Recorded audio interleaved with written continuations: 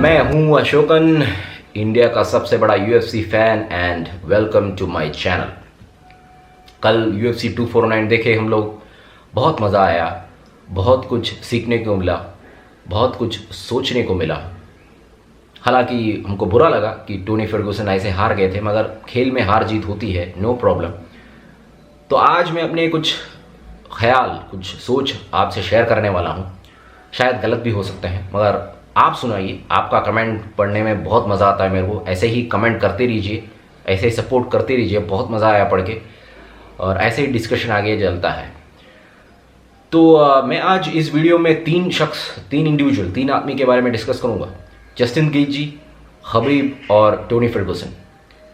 पहली बात, Justin Gaethje. देखो, जस्टिन गेजी अभी तक टोनी फर्गुसन का जो फाइट है उससे पहले तक वो एक यूएफसी स्टार थे, मगर इस फाइट के बाद, टोनी फर्गुसन को इस तरह के हराने के बाद, वो एक सुपरस्टार बन गए हैं।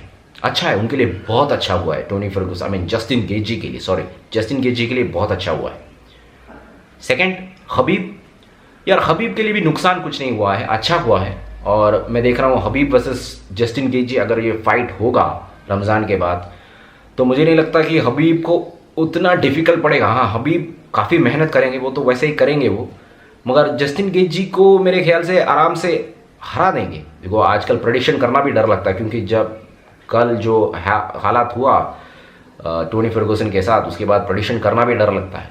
मगर जो कुछ भी है, लॉजिकली मुझे लग रहा है कि खबीब वर्सेस जस्टिन गेजी में खबीब जीत जाएंगे, क्योंकि सबको पता है खबीब टोनी फर्गुसन की तरह खड़ा होकर मार नहीं खाने वाले, रेसलिंग करेंगे। और रेसलिंग की दुनिया में खबीब को हराना बहुत मुश्किल है। हालांकि जस्टिन गेजी रेसलिंग बेस से है, और जस्टिन गेजी ने यूएफसी में आकर ज़्यादा रेसलिंग, ग्रैपलिंग वगैरह किया नहीं है, तो खबीब को फ़ायदा है।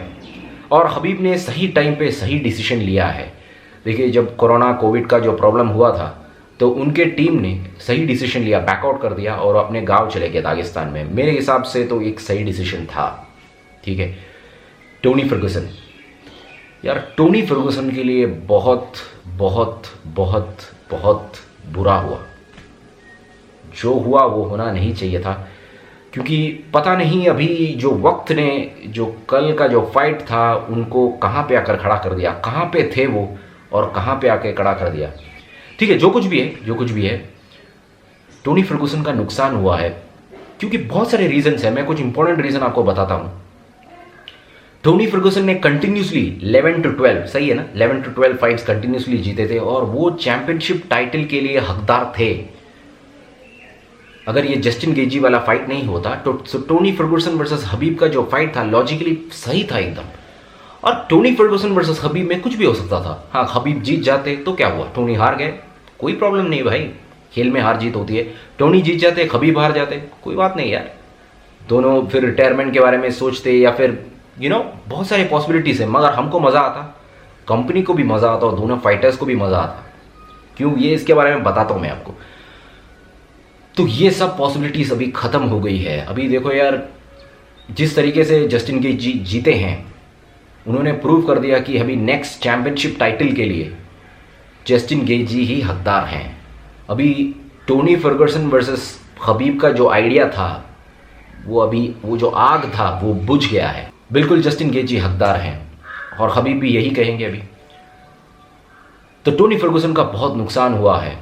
और अपार्ट फ्रॉम दैट दूसरा एक और रीज़न है, जिस तरीके से उन्होंने मार खाया यार, लॉन्ग टर्म के लिए अगर आप बहुत दूर की सोचोगे, तो ब्रेन, जो सर के लिए अच्छा नहीं है भाई ऐसा मार खाना। हमको पता है, मोहम्मद अली साहब जो बॉक्सर थे, फ्रेजियर साहब के साथ बॉक्सिंग मैच हुआ था, 3 फाइट्स के बाद इतना खतरनाक पंचेस मारे दोनों ने आपस में। मोहम्मद अली साहब को पार्किंसन डिजीज़ हो गया था, बीमारी हो गई थी। तो ये सही नहीं है इतना मार खाना। भाई, मेरे को एक बात समझ में नहीं आई यार, टोनी फर्गुसन ने खबीब के लिए प्रिपेयर किया था, तो काफ़ी ग्रैपलिंग और ग्राउंड गेम के लिए प्रिपेयर किया होगा। तो फिर उन्होंने 2 राउंड के बाद, जब उनको लग रहा था कि जस्टिन गेजी सही मार रहा है, तो उनको शायद से ग्राउंड पे ट्राई करना चाहिए था। ठीक है, जो भी है यार। अभी देखो, मैं यहाँ पे बैठ के वीडियो बना रहा हूँ, बड़बड़ कर रहा हूँ, बहुत आसान है भाई, कोई भी कर सकता है। अभी मैं टोनी फर्गुसन जैसा, खबीब जैसा, जस्टिन गेजी जैसा रिंग में जाके फाइट करना कुछ और ही बात होती है भाई।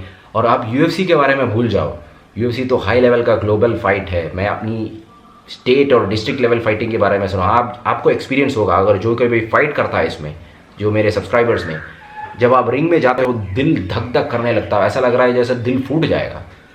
तो आप समझ सकते हो, कहना आसान है, ठीक है, जो भी हुआ बुरा हुआ टोनी फर्गुसन के लिए, उनके दिमाग में शायद से आया नहीं होगा, एक कन्फ्यूजन था मेरे दिमाग में। जो भी हुआ है बुरा हुआ है टोनी फर्गुसन के लिए। और एक और सोच मैं आपके लिए शेयर करना चाहता हूँ। कंपनी है जो UFC कंपनी है, उस कंपनी के लिए भी बहुत नुकसान हुआ है। आप सोचोगे कैसे? क्योंकि यार जो दो लोगों के बीच, दो सुपरस्टार्स के बीच में जो फाइट होती है, ठीक है, वो बहुत एक दो दिन में नहीं बनता है, बहुत टाइम के बाद आता है वो हाइप, लोगों के दिमाग में ऐसा बन जाता है, बहुत टाइम लगता है उसके लिए, ठीक है। और ये जो फाइट था टोनी फर्गुसन वर्सेस हबीब, ये काफ़ी सालों तक, 1 महीने 2 महीने की बात नहीं है, काफ़ी सालों तक लोगों के दिमाग में था। 4-5 बार वो लोग फाइट करने वाले थे और कैंसिल हो गया था।